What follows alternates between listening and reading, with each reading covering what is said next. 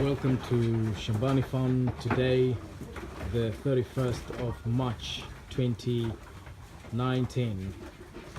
Here we're seeing how the goats that were born in January and February are being fed.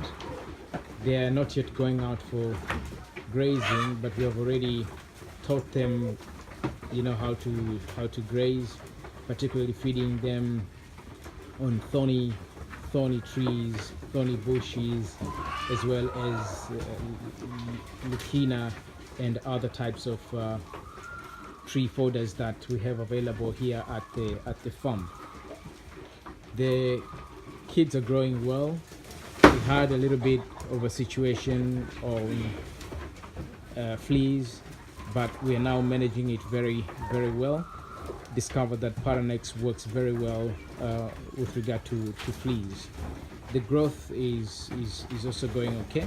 Most of these are 1.5 months to 2 months, most of these goats, and what we're seeing here is that they're growing quite okay. It's not really they're not really amazing differences, but there are few that you can tell. For example, this one here, this one is a pure alpine. You can see it's grown quite much bigger, taller than the rest.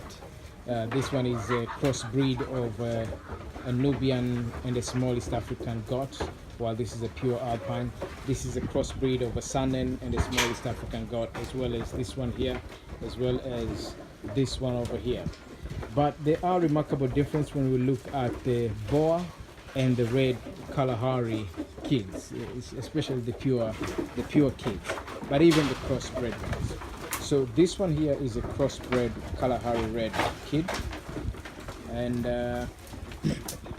we see the pure Kalahari red kids. So the cross are two, that one and that one. Those two are crossbreeds of small East African goat and Kalahari red. But here I'm looking for the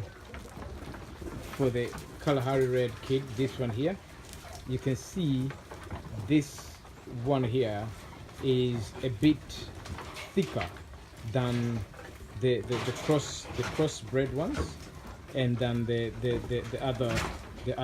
other breeds, as well as the Boer. The Boer is one of the youngest in here, but it looks already bigger, longer, and even taller coming up.